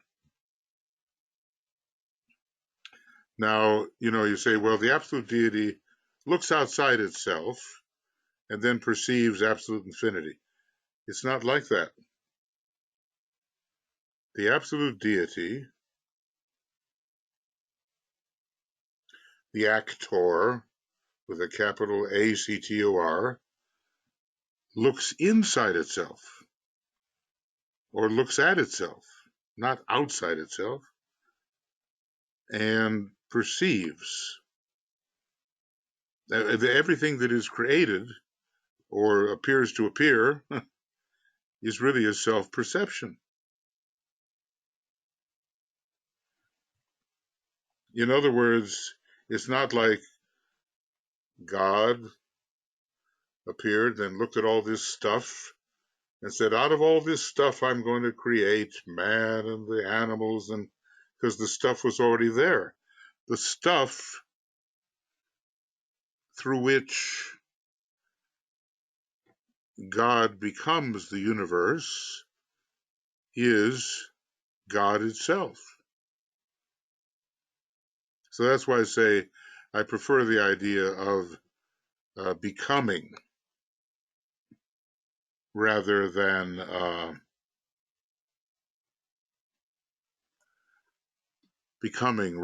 creating. So do you think, does it make sense to you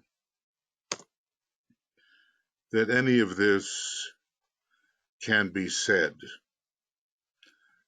Is this just a bunch of words, or do we see how out of one being, one substance, one substanding one, all things have become, and that those things that have become are not made from something that's out there, like here's God and here's matter, but the very, that self-perception is matter. Now, I guess that's what I'm saying, and I think I said it before, or I said it a lot of times before, but I think what I've done is, if I can possibly do this, okay, there it is. So I guess what I'm saying,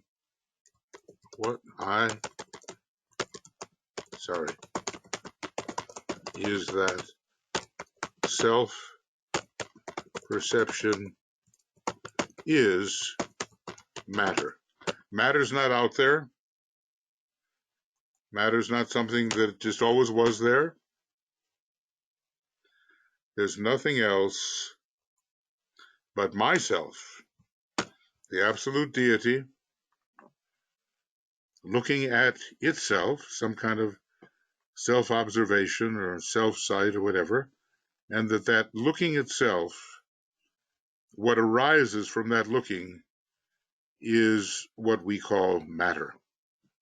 Okay, is there anybody that has any thought about this or would like to think, is this possible to think about, or is it just too far out? Or can you get a little handle on this? Can you get a little handle on this? That there's nothing but God in that absolute sense.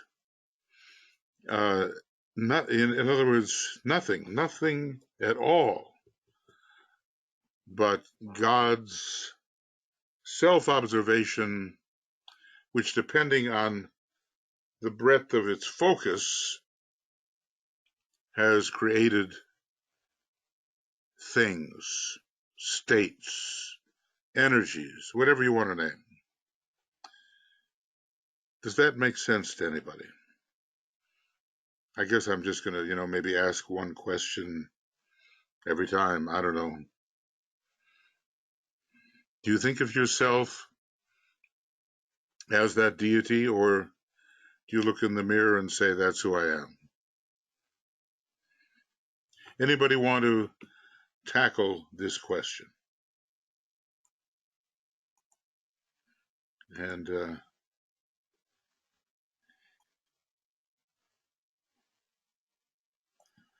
anybody want to tackle this? I'll just keep looking for hands that might be raised. And if not, then for some question mark. Is this important? Why it matters? Does it matter at all? It's all getting down to who you and I and everything really are. It's one being. Yes? Do I hear something? You have a hand and there's a question. Okay, I have a hand. Okay. Here's a hand. Okay, so go ahead, Asha. Okay, I'm willing to explore.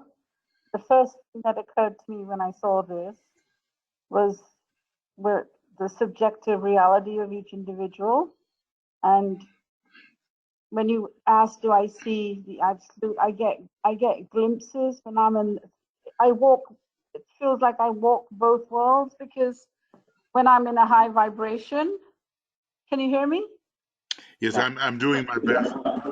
I'm doing my best to hear clearly. When I'm in a high vibration or a certain space, then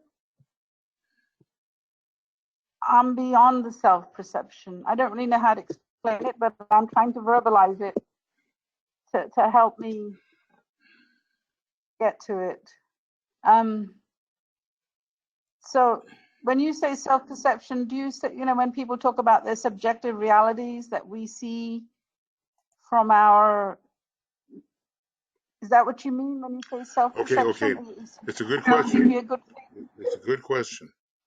What I mean and should have stated are self-perceptions of the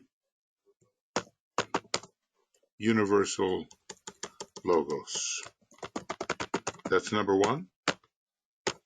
I'm not yet talking about our particular levels of perception as a human being, which can go higher and higher, and which maybe don't take into consideration so much the form. I'm talking about the God of the whole universe, and how when it self-perceives, it creates emanations and different things that go forth into increasing isolation and finiteness. When I'm capitalizing this, and self-perception, I have said here, which is the self-perception of the absolute deity. So I'm talking about big kinds of self-perception, and not so much our own type of normal self-perception while we are in a very limited state. See, because what really happens here, Asha, all I can do is share it with you, is at least as I see it, is that we ourselves, what we consider to be we ourselves are ideas, and we actually are self-perceptions of the universal logos. That's what we are. So I'm not getting down to the level of what we perceive as we are subjective and look at ourselves. I'm starting out from a very high level of what the universal logos sees of itself. That I mean by the universal logos, the God of any universe, okay? And what the still higher absolute deity sees of itself. So I'm up there, and and does it make sense? That's the question. So when we hear phrases like, when people ask, why did God create creation if God is omnipotent, omnipresent, and omniscient, and we say God is trying to, we speculate that God is expanding the borders. So this is the universal logos creating creation so that in the contrast it creates, it seeks to understand its own being as manifested from the absolute. Although you can't talk about manifestation from the absolute because the absolute doesn't manifest. Oh, okay, okay, yeah, that's right. That's right. The absolute is what it is forever. Okay, but now I would say that the dictum we're dealing with here is that in order to be absolutely infinite, you have to be finite at the same time. This is kind of my rationale for universes being created. And when I say created, remember, I think it's more useful to use the word become. Universes are become by the supra-universal deity. So I hope I can be clear about that we are not so much a creation as we are a becoming. Creation is based on the old idea that I'm the creator and here's the stuff I'm working with, and they're two different things, and now I'm going to create. And the universe as a self-becoming, now this is in the Upanishads and some of the arcane Indian things. I want to put that down. The universe is a self-becoming. And why should that be? Well, we're never going to really be able to answer that, except, as I say, endless creativity, endless self-manifestation, infinitude, endless, forever, already forever, forever, forever. Never was the time when this process was not. The great breath has been going on forever, apparently. But, look, I'm glad you waded into it. There's a higher states of being. And the higher states of being become a universe. Not so much created, but that means that every one of us and everything that is simply an externalization of the universal logos. And that cyclically forever, this is so.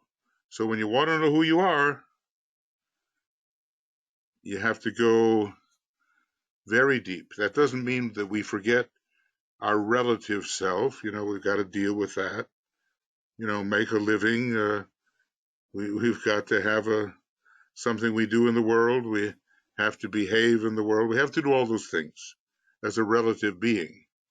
But we're trying to strip away this relativity. So I hope I'm being as clear as I can be. at this time, knowing that words will always fail me until I can find better and better words, and they'll never be entirely adequate. But suffice it to say, we are a great becoming. Every existence is part of a great becoming. And if I can say, the focus of the one who becomes increasingly reduced. Smaller and smaller candles are lit, and the beings appear to be, the existences appear to be smaller and smaller and smaller until the universal God just says, that's it. No further for this universe. Thanks for wading in, Asha. It takes a little courage to do that. Michael P. and Heike have comments that I put in the chat box. Before you go to those, would you like the chat comments today as you did last time? Yes, thank you. Okay, thank you. And now I'm going to actually, oh, here's Michael. Okay, I'm going to actually, I can see it just a little bit better from here.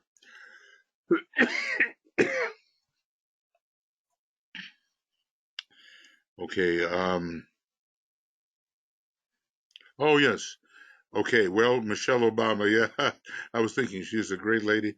And of course, I'm sure that this concept is very useful. I don't think she's going to mean what we're trying to mean here because it'd be hard to follow, but okay, thank you. First of all, let me say how much I like this living in a universe of self-reflected mirrors. Okay, this reminds me of dream interpretation, where the key to unlocking the meaning is to realize that all characters in the dream are aspects of the dreamer. The dream and the dreamer are one. It's kind of, Gestalt and Fritz Perls. Somehow he was very much into identifying all aspects of the dream as aspects of oneself. The dream and the dreamer are in a way one. Reflecting on itself, in this capacity, the unconscious, and by that we can mean often the superconscious, not what has passed before, but what is still waiting to become fully conscious.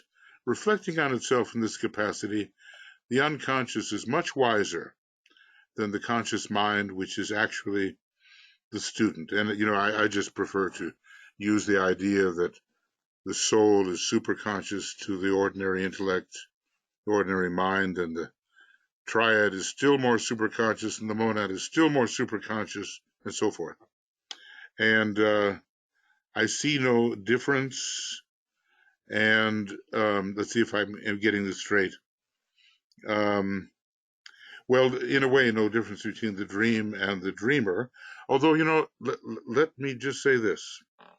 The Tibetan sometimes warns that what you see in the dream world is like what you'd see if you walk out on a busy street in a busy city with lots of people going by and cars and this and that. In other words, you're actually seeing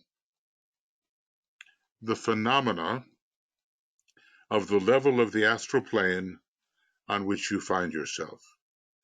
So that, in a way, is kind of a prosaic way of looking at what the dream phenomena may be. At the same time, there are these more psychological approaches, Michael, I think. And one of the things that you say here is popular in Carl Jung. It's popular in Fritz Perls. Other depth psychologists, they will agree with you that the dreamer and the dream are one. But I would just like to point out the phenomenological aspect. where basically you're seeing something that is objective in the subtle worlds. You're actually seeing what's there. And it's not you. It's just phenomena of the level on which you find yourself. But the thought is a very good one, and I appreciate you mentioning this. Okay, now, Stephen, if I understand what you were saying, a big if, that's a big if I understand what I'm saying.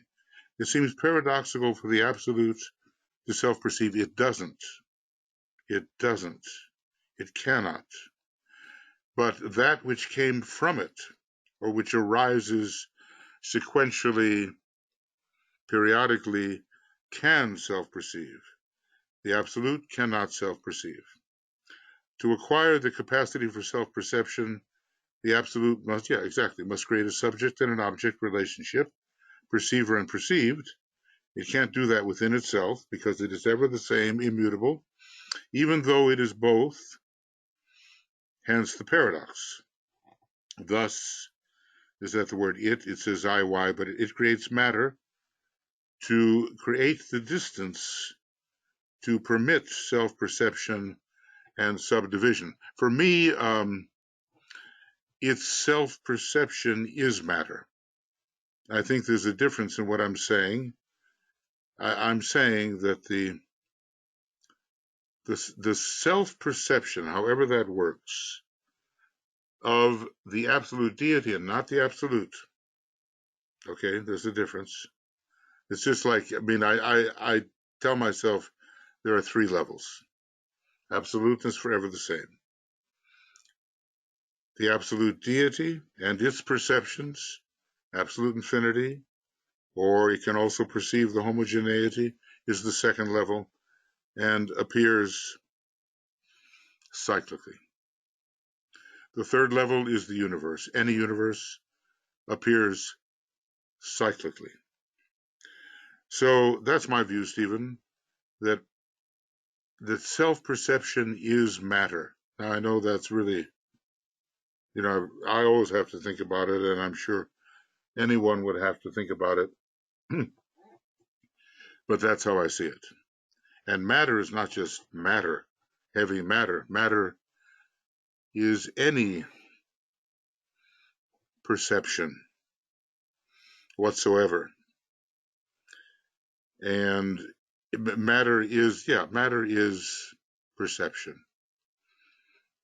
And without self-perception, however it occurs, there would be no matter. So the idea of creating matter, see, I think we have to be very careful about the word create, because it has implications about this and that, whereas the word become seems to be more inclusive. That's not the right word. Unitive. The one great being became all this, and here's the paradox, while absolutely remaining itself immutably. That's the utter paradox as far as I'm concerned. That's the paradox. Once we get down to the level of the actor, the great God, super universal God, then it's easier. And that God sees itself as absolute infinity, and that God sees itself, if it wishes, as absolute homogeneity. One of two ways. It's in the second position. And that God chooses completely freely what the next universe will be, with no karmic connection between universes. No karmic connection between universes. And that's an important point, which I'll try to elaborate. Okay, now let's see, wait a second. Joe, I'm going to have trouble again here. So if matter is the self-perceiver, no, matter is the result of self-perception, not the self-perceiver, or the self-perceiver perception. In other words, self-perception is matter. Obviously I have to think about that a lot, and I always do. What does it do to the, and there, Joe, I'm finished. Yeah, what does it do with that perception? That is, what is the point of it? There is no point, it's just what it is. In other words, it's absolute infinitude. There's no point whatsoever, except out of the range of absolute possibilities, a choice of finite constituents is made to set up an algorithm or to set up a archetype for the next externalization into finitude. So let me just put this down here so maybe it makes a little more sense. The absolute deity, who is not the absoluteness, chooses freely,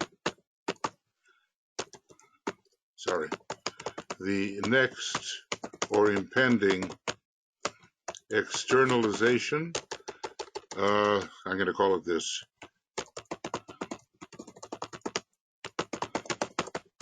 which we call a universe. Okay. Now, I suggest we think about that. There's no point. And as a matter of fact, there's no improvement. There's no improvement in absolute infinitude. None whatsoever. There's only a beautiful universe or whatever. Everyone's different. Absolute infinity. No addition, no subtraction, no multiplication, no whatever. What am I forgetting? Division. You can't really change it. It's always exactly what it is. But it is the nature of God, that God, to choose from the absolute infinity which it is, certain constituents which can be externalized into finitude and make a universe. They say that when you wake up in the morning, the things that you're really interested in are the things you've been studying at night. And sometimes I think, I don't know where I've been. I don't sleep so very well anymore, but I get in a little bit of study at night. And where some of these ideas are coming from, in my case, I don't know. But when I begin to think about it, this is what comes out. That in order to remain absolutely infinite, the absolutely infinite has to be finite also, and the finitude is called a universe. And it's an externalization which is bounded, whereas absolute infinitude is not bounded. Now, it's a lot to chew on there if we want to get into it. But I can see that we've gone more than 2 hours, and I see some fainting in the ranks. Well, let's just do one more. Diana says self-perception occurs then into the substancing one. And then let's close. Yeah, I get it. The one substanding one is absoluteness. And it's been said correctly, I think, by Stephen, that there's no self-perception in the immutable, boundless immutable principle.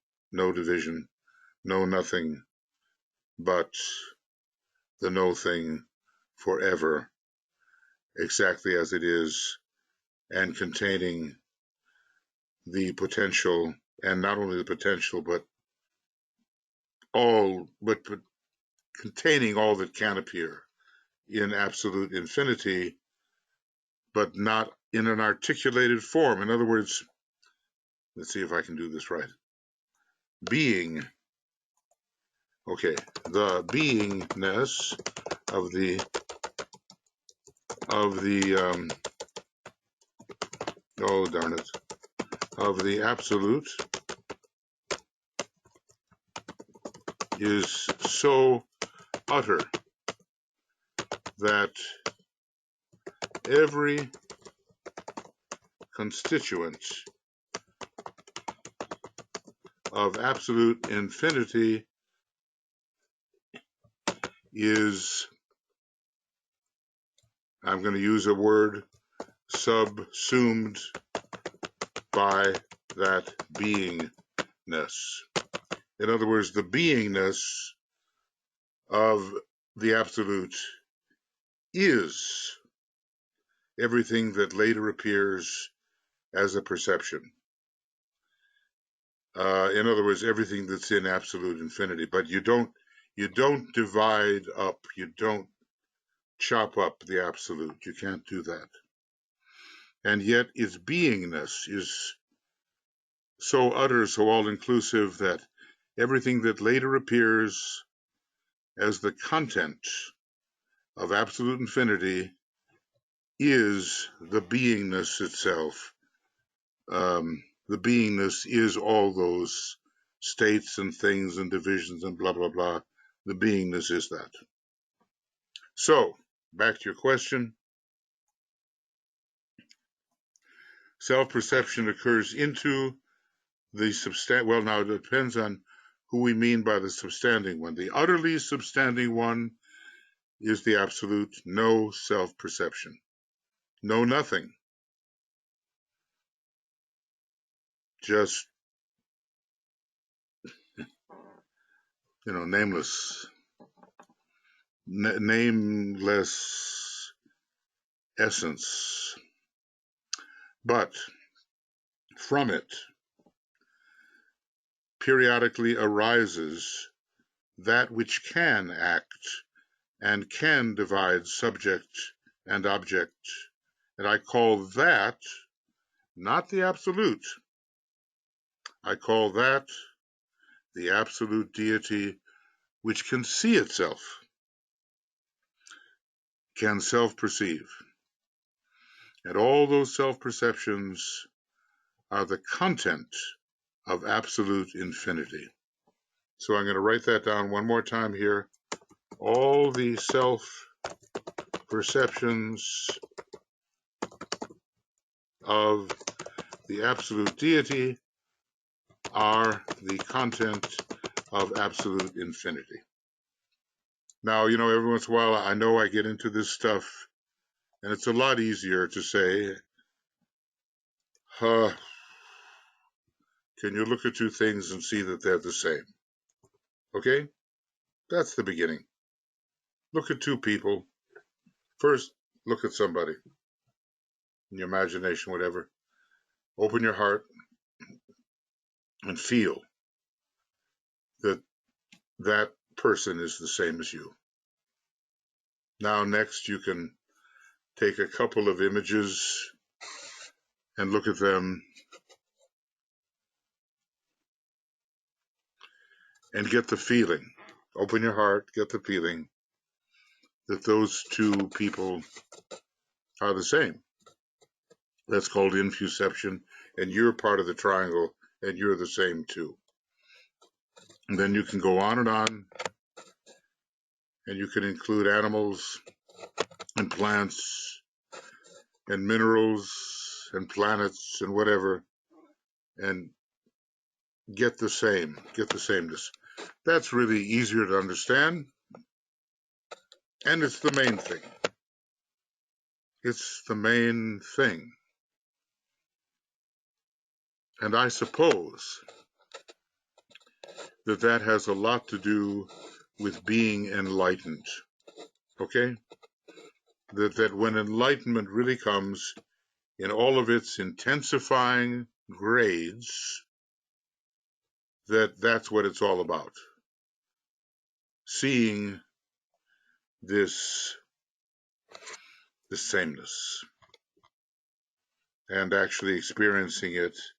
I think that's what it's all about. Okay, friends, now, I'm just going like a snail here. I'm not at all, I keep on saying, well, the answer is simple, so let's just speed along here. But it's not simple. It's simple, but it's not easy. Let me put it like that. So every day you got to practice 5 minutes or 10 minutes and find that formless essence through infuception.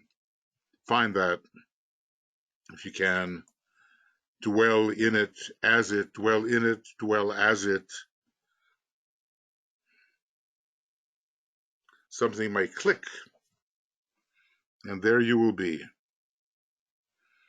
the little perceiver, open to a much bigger perception. Look, I tell you what, you want to read From Intellect to Intuition, Alice Bailey? The best explanation of contemplation that I've ever read is in that book. And she talks about rising out of the meditation of the personality into the meditation of the soul.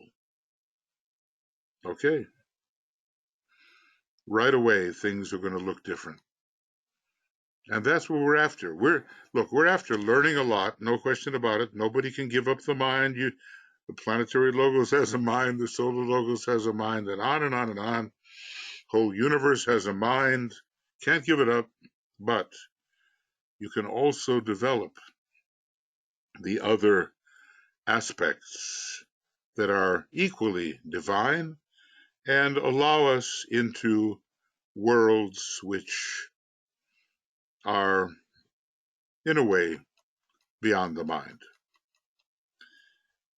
Okay, friends, I don't dare, we've gone very far, and there's only, some people are left standing here, no question about it, and other people have either gone to work or fallen by the wayside or gone to sleep or whatever they do, and I don't blame them for that either. I just want to come back to earth. When I say come back to earth, you know what I mean. I mean this. Excuse me. This is what I mean. So let's end with our great invocation and realize that our minds are very small and not too penetrative yet, but it's going to get better and better and better along the road of what Nicholas was calling, what I have called too, emanative retraction. It's going to get better. And we're going to see more and be more. Well, we'll know that we are more. Not that we really will be more, because we already are more, but we will know it. That's the point. Okay, so thanks for lasting this long. Great invocation. I will convert it. And also there's some other people, in case my conversion doesn't work, whether it's Joe or Michael Stacy or whatever. And you can review this if you like, or point it out to other people if you want to destroy their concrete mind. Well, you don't destroy your concrete mind, you just enlighten it to the degree possible. Okay, great invocation.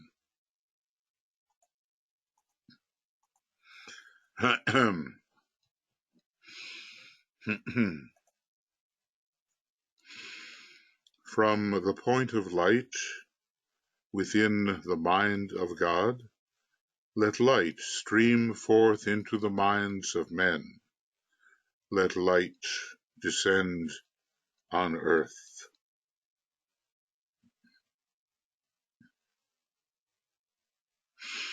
From the point of love within the heart of God, let love stream forth into the hearts of men. May Christ return to earth.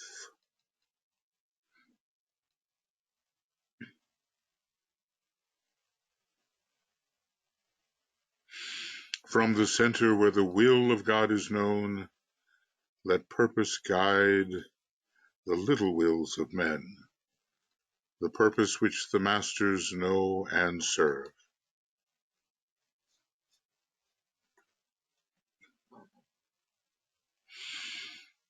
From the center which we call the race of men, let the plan of love and light work out, and may it seal the door where evil dwells.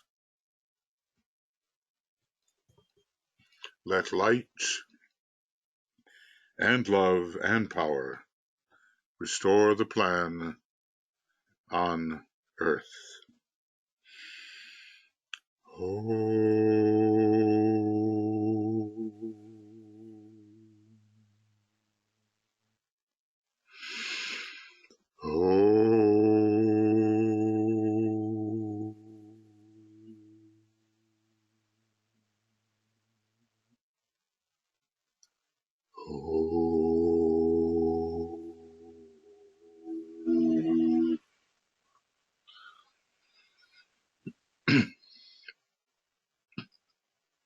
Thank you, everybody, and lots of love and many blessings from the whole team here, Tuya and Joe and BL and Michael and all that are trying to bring this to you. And I appreciate your showing up. You know, I know it's not easy.